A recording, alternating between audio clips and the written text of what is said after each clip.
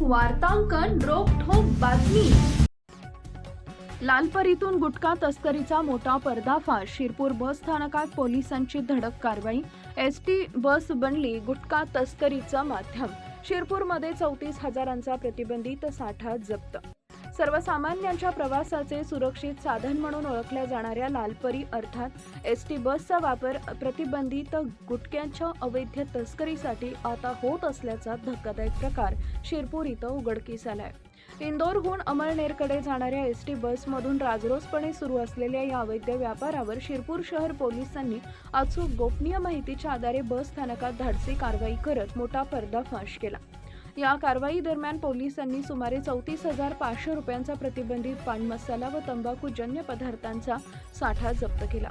या प्रकरणी अमळनेर येथील 19 वर्षीय निखिल शिंगाणे याला ताब्यात घेण्यात आले असून त्याच्या विरुद्ध गुन्हा दाखल करण्यात आला आहे।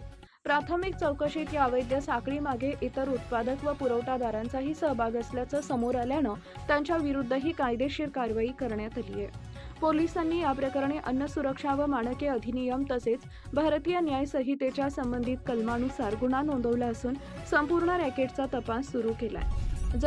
जप्त करण्यात आलेल्या प्रतिबंधित गुटखा व पान मसाला नागरिकांच्या आरोग्यास गंभीर धोका निर्माण करणारा असल्यानं या कारवाईला विशेष महत्त्व प्राप्त झालंय।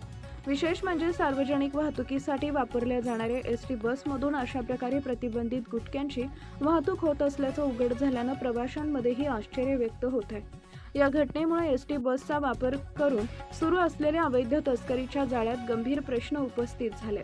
दरम्यान या धडक कारवाईमुळे गुटखा माफियांचे धाबे दणाणले असले तरी अशा अवैध वाहतुकीमागील संपूर्ण साखळी उघड करून तिचा कायमस्वरूपी बंदोबस्त करण्याचं मोठं आवाहन आता पोलीस व प्रशासनासमोर उभं राहिलंय।